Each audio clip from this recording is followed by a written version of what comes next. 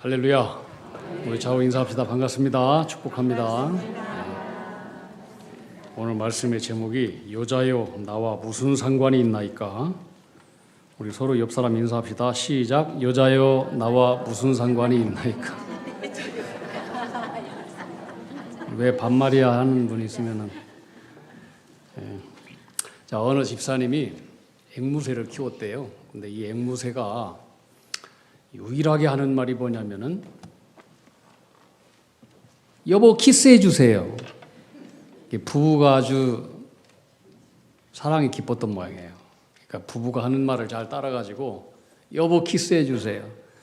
사람들이 집안에 방문해 오면은 여보 키스해 주세요 이 앵무새가 얘기하니까 이 집사님이 민망하기도 하고 그래서 이걸 어떻게 하나 고민하고 있는데 이 소문에 듣기에 목사님도 앵무새를 키우는데 목사님 집의 앵무새는 무슨 말을 하느냐? 함께 기도합시다. 이렇게 기도하네요. 다 함께 기도합시다.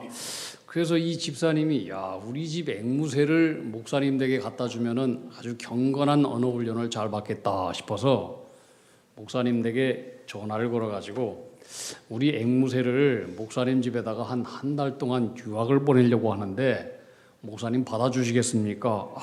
전혀 문제가 없다고 가져오라고. 그래서 이 집사님 댁의 앵무새를 목사님 집에 앵무새장에 갖다 뒀습니다. 근데 이 목사님 댁의 앵무새가 집사님 댁의 앵무새를 딱 보자마자 뭐라고 인사하느냐? 다 함께 기도합시다 그러는 거예요. 이때 이 말을 받은 집사님 댁의 앵무새가 뭐라고 하냐면은 여보 키스해 주세요 그러는 거예요. 그러면서 이 목사님 댁의 앵무새가 지금까지 한 번도 안 했던 말을 덧붙여서 한마디 하더라는 거예요. 주여 내 기도를 응답해 주셔서 감사하나이다. 무슨 말씀인지 알겠어요?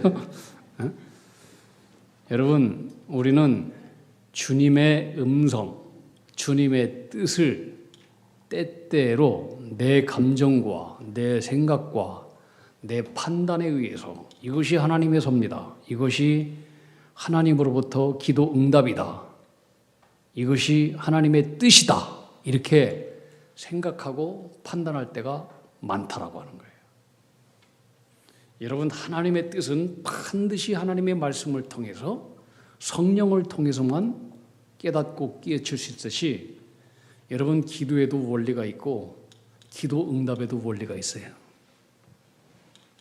한번 따라합시다. 원리가 있다. 오늘 이 물이 포도주가 되는 오늘 이 기적의 사건은 제가 이 본문을 가지고 한 주일날 한 2번 정도는 설교를 한 것 같아요. 근데 오늘은 다른 각도에서 말씀을 드리려고 하는데 제가 오늘 본문 말씀을 깊이 묵상해 봤더니 여기에는 내가 지금까지 설교했던 그 내용의 뜻이 있는 게 아니라 오늘 말씀드리는 이 메시지가 가장 중요한 메시지구나 이것을 깨달았어요.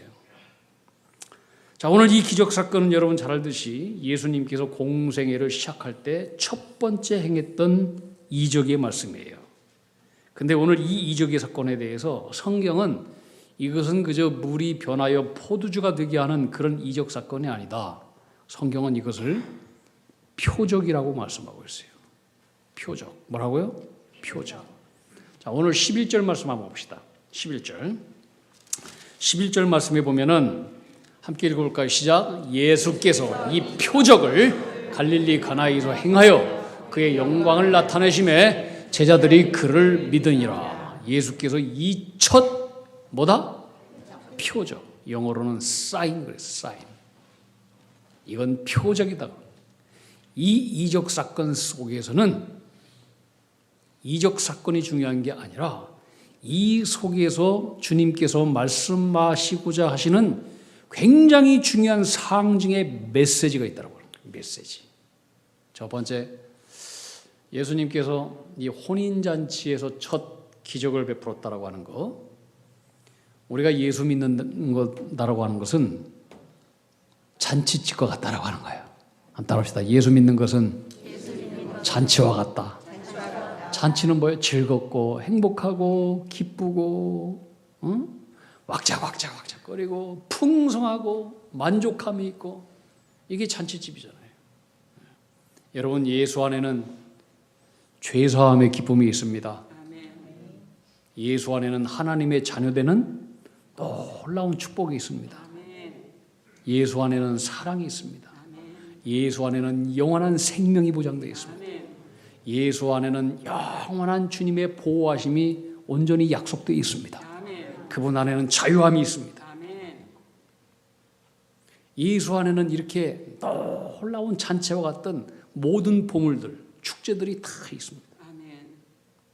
두 번째, 예수를 믿는다라고 하는 거. 두 번째, 혼인잔치에서 이적을 베풀었는데, 혼인잔치라고 하는 것은 예수님과 우리의 관계를 얘기하는 거예요. 성경은 예수님은 우리의 신랑, 우리를 위해서 목숨을 다 바쳐 생명을 주시고 우리를 보호하시고 우리를 지키시고 책임지시는 신랑 되신 예수님, 우리는 그분의 아름다운 신부라고 표현하고 있어요.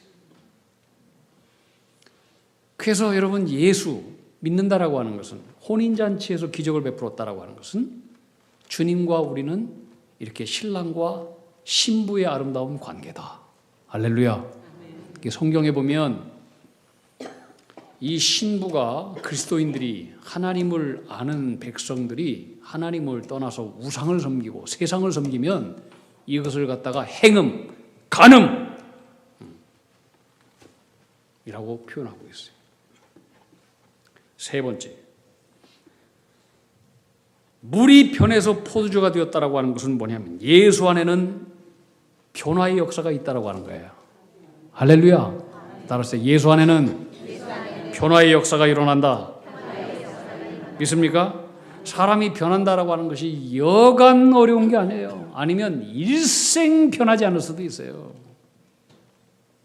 우리의 속담 가운데 사람이 갑자기 변하면 어쩐다? 죽는다 그러잖아요. 그만큼 변하기 어렵다는 거예요. 그런데 이렇게 불가능한 일일지라도 예수 안에서는 변화가 가능해요. 예수님의 제자들 보세요. 예수를 핍박했던 사울 청년 보세요. 바울로 변했잖아요. 변화가 있어요. 우리가 아까 찬양 불렀어요. 내가 예수 믿고서 죄 사함 받아 예수를 안 뒤 나의 모든 것 다 변했네. 할렐루야. 변하는 거예요. 그런 변화가 있을 줄로 믿습니다. 네 번째, 오늘 이 말씀 가운데 표적 메시지는 뭐냐면 예수를 주인으로 삼으면 처음도 좋고 마지막도 좋다. 할렐루야. 오늘 성경에 보면은 이 연회장이 얘기했어요. 야, 어느 집에서는 잔치집이 열리면은 항상 먼저 좋은 포도주를 내놓고 사람들이 취하고 나면은 그 다음에 나쁜 포도주를 내놓는데 어떻게 이 집은 처음도 좋은 포도주, 마지막도 더 좋은 포도주냐? 예수 믿으면 처음도 좋고 나중도 좋고, 혹시 가다가 물이 떨어질지라도 그것은 더 좋은 포도주를 주시게 한 하나님의 은혜이다. 처음도 좋고 마지막도 좋다. 우리 예수 믿으면 다 영생을 받잖아요. 천국을 선물로 받잖아요. 그리고 주님께서 지켜주세요. 다섯 번째 사인은 뭐냐면은 제가 오늘 말씀드리려고 하는 그런 메시지예요. 여러분, 오늘 말씀 잘 들으셔야 돼요. 오늘 이 원리를 깨달아야 우리가 주님의 마음을 움직일 수 있고, 주님의 마음이 움직여지고 주님께서 닫혀진 하늘의 문을 활짝 여시는 은혜가 임하게 되는 것입니다. 갈릴리 가나라고 하는 지역에 혼인잔치가 베풀어졌어요. 성경학자들은 얘기하기를 이 가나안 혼인잔치집이 예수님의 모친과 친척 집안이다 이렇게 얘기하고 있습니다. 그런데 혼인잔치가 한창 진행 중일 때에 잔치집에 포도주가 떨어졌어요. 포도주가 떨어졌다라고 하는 것은 뭘 의미하느냐? 전쟁터에서 총알이 떨어졌다는 거예요. 낭패요, 낭패.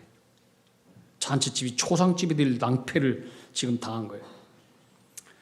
마리아는 이 잔치집에 이 포도주가 떨어진 것을 알고 이 문제를 가지고 예수님께 나왔어요. 예수님께 나온 것은 잘했어요. 근데 여러분, 우리가 문제가 있어서 삶에 포도주가 떨어지고 어려움과 낙심이 있어서 예수님께 나가는 건 잘한 것인데, 그러나 예수님께 나갔다고 해서 문제를 가지고 예수님 앞에 기도했다고 해서 그 기도가 다 응답받는 게 아니에요. 다 응답받지 않아요. 오늘 이 말씀의 원리를 깨달아야 응답받을 수 있어요. 오늘 본문의 핵심은 뭐냐? 물이 변해서 포도주가 됐다라고 하는 이적 사건이 아니라 예수가 누구냐? 너는 예수가 누군 줄 알고 너의 삶의 문제를 가지고 왔느냐? 너는 예수에 대한 태도가 뭐냐? 너는 예수에 대한 믿음이 뭐냐? 예수가 누구냐? 이 태도를 정확하게 하지 않으면 우리가 어떤 문제를 가지고 주님 앞에 나가도 주님은 거절하신다는 거예요. 마리아가 예수님께 잔치집에 포도주가 떨어졌다고 말하자 예수님의 대답에 나와요. 오늘 4절 말씀. 자, 다 함께 읽어봅시다. 4절 시작. 예수께서 이르시되 여자여 나와 무슨 상관이 있나이까? 내 때가 아직 이르지 아니하였나이다. 포도주가 떨어졌다고 예수님께서 말씀했더니 예수님께서 단칼에 거절해요. 너무나 차갑고 썰렁하게 거절해요. 뭐라고 말씀합니까? 여자여 나와 무슨 상관이 있나이까? 내가 일할 때가 안 됐습니다. 저는 어렸을 때 부모님으로부터 예의 교육을 많이 받으면서 자랐어요. 예의 없는 행동을 하면 맞았어요. 몹시 맞았어요. 비 오는 날 먼지 나도록 맞았어요.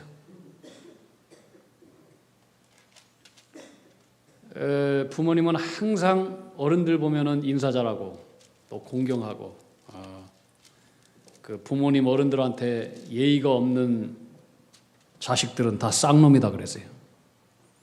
제가 초등학교 때 주일학교에서 이렇게 선생님들로부터 얘기를 들으면은 십계명을 가르쳐 주잖아요. 십계명도 보니까 이게 굉장히 중요해. 부모님 공경이 얼마나 중요한지 몰라요.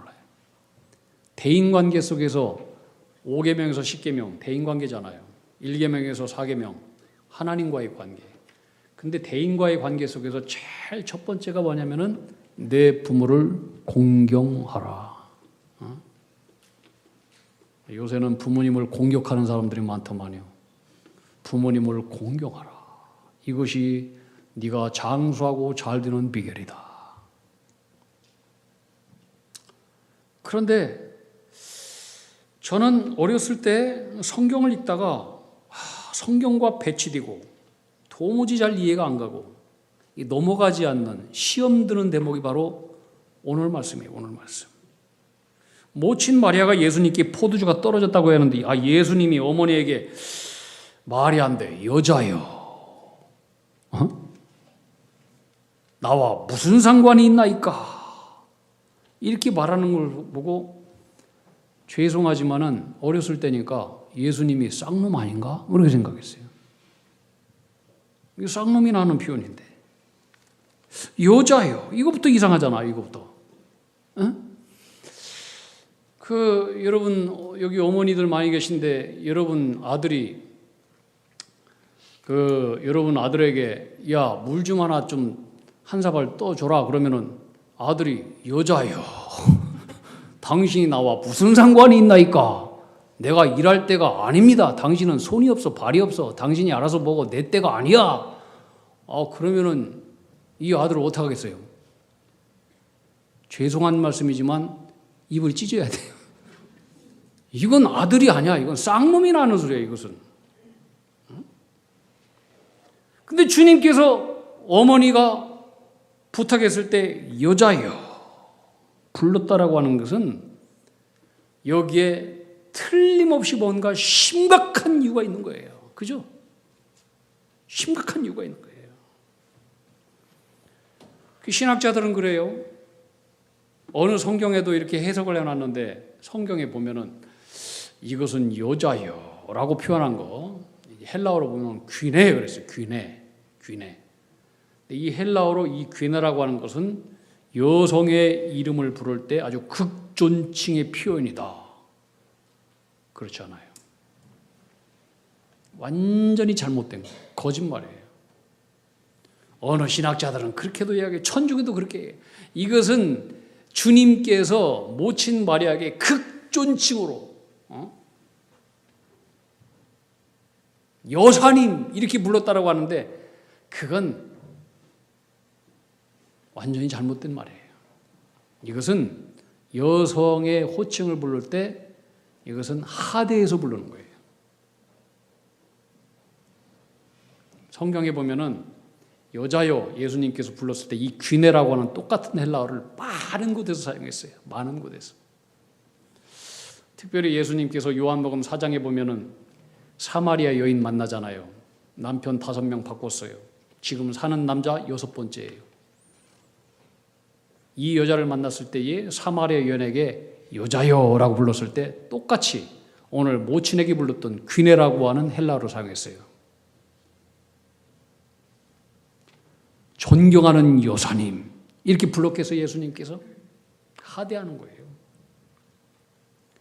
또 성경에 보면은 현장에서 가늠하다가 잡힌 여인 예수님과 홀로 둘이 남아 있어요. 사람들 다 떠나고 예수님께서 이 여인한테 여자여 불렀을 때에 똑같이 어머니에게 불렀던 귀네 여자여 똑같은 그 단어를 사용했어요. 가늠하다 현장에 잡힌 여자한테 존경하는 여사님 이렇게 불렀겠어요? 말이 되는 소리를 해야지. 예수님께서 고난받고 십자가 달려 죽으실 때에 그 전에 예수님의 제자들이 예수님 부인했어요. 특별히 베드로 3번 부인했어요. 그때 대제사장의 여종이 베드로를 보고 당신도 그 예수와 한패지? 그랬을 때 베드로가 그 대제사장이 비천한 여종한테 뭐라고 했느냐? 나는 그를 도무지 몰라. 여자여 나는 그를 도무지 몰라. 그때도 똑같이 귀네라고 하는 단어를 사용했어요. 존경하는 여사님 나는 그를 몰라요. 말도 안 되는 소리인 거예요. 이게. 이것은 격화시킨 거예요. 예수님이 모친에게 여자여라고 불렀던 것은 한두 번이 아니에요. 근데 다 격화시킨 거예요. 한 번 더 모친에게 불렀던 때가 있어요. 예수님께 십자가상에서 달려 돌아가실 때에. 그때 예수님 십자가상 밑에 이모도 있었고 뭐 다른 마리아도 있었고 막달라도 있었고 또 예수님의 모친 마리아도 있었고 그리고 그 옆에 유일하게 예수님의 제자 중에 하나인 요한 제자도 있었어요. 그때 예수님께서 자기 자신을 향해서 십자가 밑에서 울고 있는 모친 마리아를 향해서 요한복음 19장 26절에 보면 여자여 보소서 당신의 아들이니다. 또 한 번 모친을 향해서 여자여라고 불렀어요. 여자여 보소서 당신의 아들이니다. 이 말씀을 우리가 너무나 오해를 하게 되는데 여자여 어머니 나를 보시오. 나를 보시오. 내가 당신의 종이니다. 당신의 종으로서 당신의 아들이니다. 내가 여기서 당신의 아들로 죽습니다. 나를 보소서. 이렇게 얘기한 게 아니에요.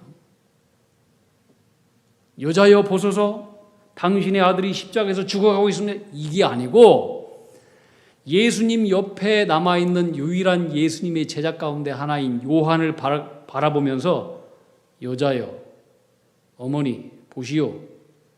당신의 아들 저 요한이 당신의 아들이요 라고 얘기하는 거예요.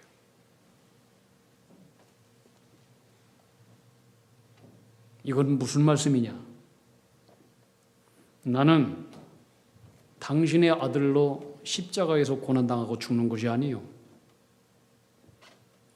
당신이 모성애를 가지고 당신의 아들로서 내가 십자가에 죽어간다고 하는 생각을 버리시오 라고 하는 거예요. 당신의 아들은 저 요한이요. 나를 보고 당신의 아들이 고통당하는 것으로 착각하지 마시오. 당신의 아들로 만민을 구원하기 위한 구세주로 내가 십자가에 하나님의 아들로 내가 십자가에서 죽어간다라고 하는 것을 당신은 기억하시오. 이걸 말씀하고 있는 거예요. 비록 예수님 자신은 모친 마리아의 배를 통해서 이 땅에 왔지만 잠시 이 땅에 오는데 막달라 마리아는 하나의 도구로 불과한 거예요. 도구로 사용된 거에 불과한 거예요. 나는 어머니 아들이 아니요, 나는 하나님의 독생자요, 메시아라고 하는 것을 이 모친에게 깨우쳐 주시는 거예요. 지금도 마찬가지고 십자가에도 마찬가지고. 마리아가 잠시라도 이 사실을 깨닫지 못하면 그에게는 구원은 없어요. 그런데 오늘 포도주가 떨어졌을 때 막달라 마리아가 예수님께 나와서 포도주가 떨어졌습니다 얘기한 것은 예수를 뭘로 대한 거예요? 하나님의 아들, 구세주로 대한 거 아니에요. 그렇게 대한 게 아니에요. 자기의 뱃속에서 난 아들로 잠시나마 대한 거예요. 그걸 깨우치는 거예요. 제가 군에서 군중 참모로 있었을 때에 군중 참모 밑에는 이제 군중 신부가 있고 또 저 불교의 군중 법사가 있고 그래요. 그다음에 예하연대에 이제 목사님들이 한 4명 정도 있어요. 뭐 군중병들은 뭐 한 200~300명 돼요. 이제 군중 참모가 하는 역할인데 그때 이제 신부한테 제가 물어봤어요.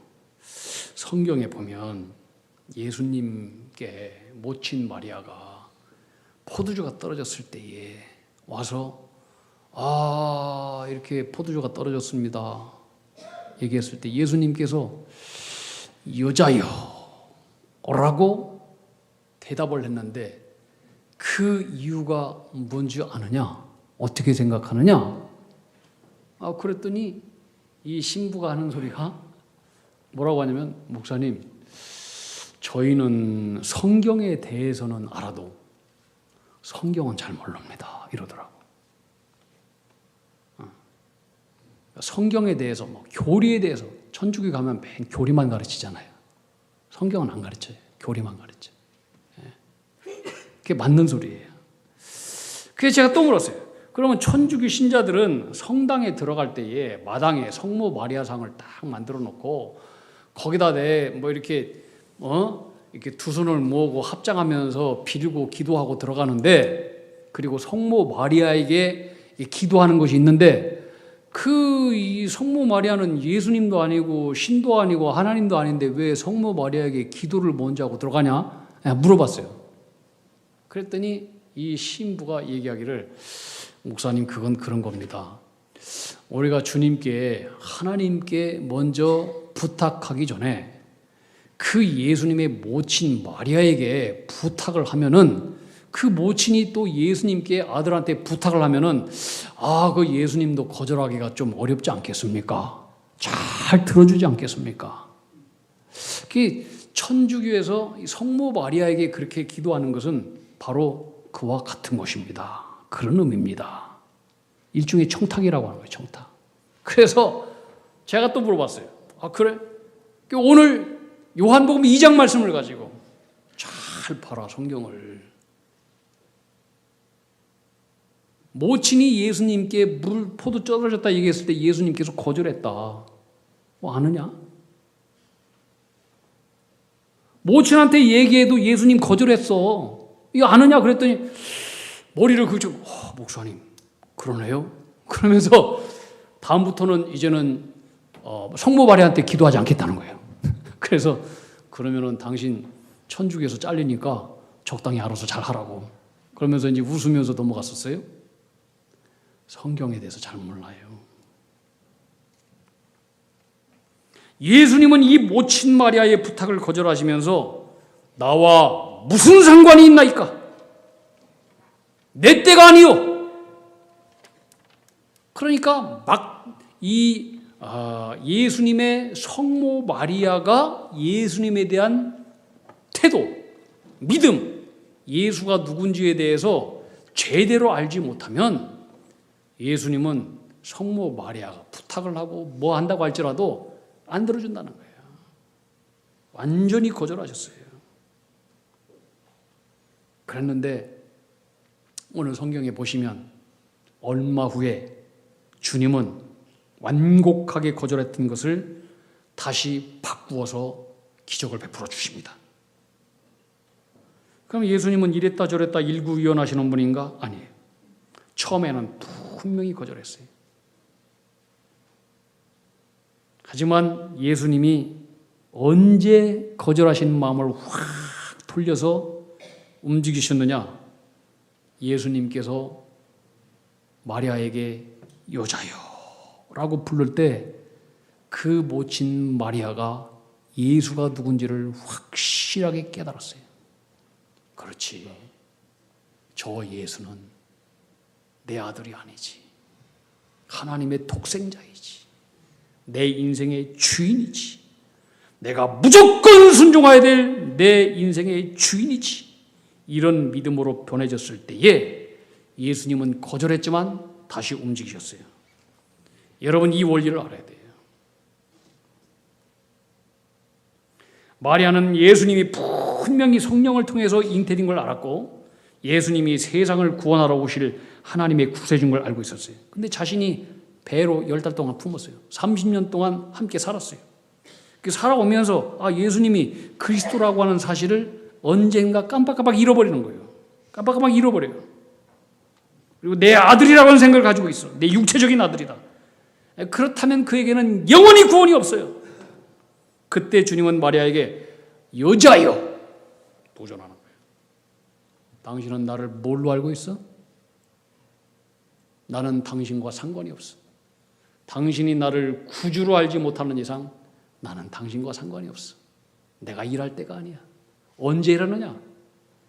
당신이 내가 하나님의 독생자요, 구세주요, 삶의 주인인 것을 당신이 인정할 때, 그때 내가 일할 때라고 하는 거예요. 여러분 이것을 잘 기억하셔야 돼요. 나와 무슨 상관이 있나이까 여자요. 이 거절받는 순간 마리아는 즉시 깨닫게 되는 거예요. 그렇지. 저분은 내 아들이 아니요 하나님의 독생자이지. 구세주로 오신 분이지. 나는 저분의 어머니가 아니고 저분이 내 인생의 주인이시지. 십자가상에서도 마찬가지. 저 아들은 내 아들로 죽는 것이 아니지. 하나님의 독생자의 아들이시지. 주님께서 저렇게 돌아가시는 것은 하나님의 독생자로 세상을 구원하기 위해서 저렇게 고통당하면서 죽어가는 것이. 이것을 깨달았을 때에 예수님은 거절했던 것을 확 바꿔버려요. 그리고 역사하셔요. 여러분 우리가 주님 앞에 나와 기도하지만 예수님은 거절할 때가 있어요. 몸부림치면서 기도해도 주님께서 응답이 없고 거절하실 때 우리는 왜 주님께서 우리의 기도를 거절하실까? 왜 나에게 응답을 주지 않을까? 돌아보고 주님의 의도를 바로 알아차려야 돼. 내 인생의 예수님은 내 삶을 다 드리고 순종해야 될 내 주인이다. 이걸 깨달아야 돼. 그런데 예수님은 내가 그냥 이 세상에서 잘 대접해야 될 중요한 손님 정도로 주님을 여긴다. 주님은 나와 무슨 상관이 있느냐? 여자야. 나는 너와 아무 상관이 없어. 그러시는 거예요. 마리아는 예수님께서 여자여 라고 호칭을 부르는 순간 즉시 깨닫습니다. 저분은 내 아들이 아니요 하나님의 독생자요 내가 순종하고 따라야 될 영원한 나의 구세주, 나의 주인. 이런 믿음의 태도로 온전히 바꿔졌을 때에 예수님은 그것을 아시고 역사하셔요. 자, 오늘 다 함께 5절 말씀 같이 읽어봅시다. 이 사실을 깨닫고 마리아가 확 바꿔지는 대목이에요. 마리아의 신앙 고백이 이제 나와요. 자, 함께 시작. 그의 어머니가 하인들에게 이르되 너희에게 무슨 말씀을 하시든지 그대로 하라. 아멘. 무슨 말씀을 하시든지 그대로 하라. 무슨 말씀을 하시든지. 바꾸어 말하면 하인들에게 말하기를 너희들은 예수를 주인으로 따르라고 하는 거예요. 따라합시다. 주인으로 따르라. 주인으로 따르라. 마리아도 여기서 변했어요. 저분은 내 주인이지. 주인으로 따르라. 이것은 모친 마리아의 신앙 고백이에요. 이렇게 마리아의 믿음의 태도가 예수님이 누구인지 확 정확하게 깨닫는 순간 예수님은 그것을 보시고 움직이셔. 그리고 움직이셔요. 그리고 하인에게 갑니다. 항아리 6개 물을 가득 9가지 부어라. 붓습니다. 하인은 거기에 토를 달지 않습니다. 그대로 주인으로 따릅니다. 물 붓고 나니까 물 떠다가 연회장에게 갖다 주어라. 이 대목에서는 얼마든지 한마디 할 수 있어요. 지금 포도주가 필요한데요. 물을 떠다 주면 큰일 납니다. 얼마든지 할 수 있잖아요. 그대로 순종합니다. 순종하면서 물을 떠다 주는 순간 물이 변해서 포도주가 된 거예요. 언제 기적의 역사가 베풀어지느냐? 내가 예수를 주님으로 따를 때, 그리고 주님으로 순종할 때 기적의 역사가 열려지는 것입니다. 이 마리아의 믿음의 태도가 예수님에 대해서 확 달라진 것을 보고 주님은 처음에는 거절하셨지만 그런데 움직이시고 기적을 베풀어 주신 거예요. 여러분, 이 원리를 알아야 돼요. 제가 질문합니다. 도전입니다. 여러분, 예수를 누구라고 생각합니까? 여러분, 예수가 누굽니까? 여러분에게 있어서. 예수님은 여러분의 진짜 주인이십니까? 옛날 그 민혜경 씨가 불렀던 노래가 있어요. 내 인생은 나의 것, 내 인생은 나의 것, 그냥 나에게 맡겨 주세요. 죄송한 말씀이지만 입을 찢어야 됩니다.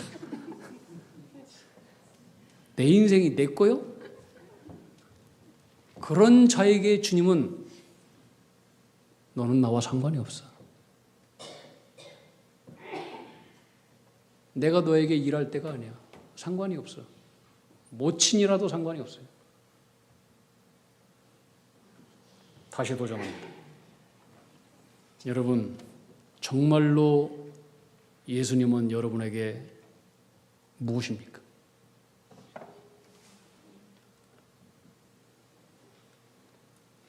제가 던지는 질문에 정말로 내가 믿는 예수님은 나의 구세주입니다.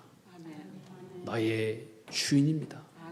내 생명을 걸고 주님을 따라야 될 나의 주인입니다. 이런 믿음의 태도 바뀔 수 있기를 주님의 이름으로 축원합니다. 그때 주님은 역사하시는 겁니다. 그때 물이 변해서 포도주가 되는 것입니다. 우리 함께 찬양합시다. 예수님은 누구신가? 96장 찬송가예요. 우리 1절, 2절 찬양합시다.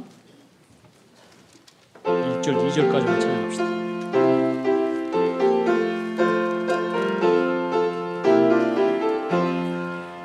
예수님은 누구신가? 우는 자의 위로와 없는 자의 풍성이며 천한 자의 높음과 잡힌 자의 높임 되고 우리 기쁨 되시네. 예수님은 누구신가? 약한 자의 강함과 눈먼 자의 빛이시며 병든 자의 고침과 죽은 자의 부활되고 우리 생명 되시네. 아멘. 예수님은 나에게 누구인가? 예수님은 누구인가? 하나님 예수님이 누구인지에 대해서 우리의 마음 가운데 분명한 확신과 분명한 믿음, 있게 해 주시옵소서. 예수를 온전히 주인으로 삼아 우리 인생의 집이 혼인잔치와 같이 날마다 기쁘고 행복한 삶을 살게 해 주시옵소서. 예수를 주인으로 삼아 우리의 인생이 주 안에서 물이 변하여 포주주가 되듯이 놀라운 변화의 새 역사가 날마다 우리 인생 가운데 넘쳐나게 하여 주시옵소서. 예수를 주인으로 삼아 무슨 말씀을 하든지 순종하며 주를 높이는 삶을 살아갈 때 닫혔던 모든 우리 인생의 문들이 새롭게 열리는, 처음도 좋고 나중은 더 좋고, 또 인생을 살다가 또 포도주가 떨어질 때도 더 좋은 것을 주시기 위한 하나님의 은총, 이 놀라운 은혜가 우리의 삶 가운데 축제처럼 넘치게 해 주옵소서. 예수님 이름으로 기도하옵나이다. 아멘.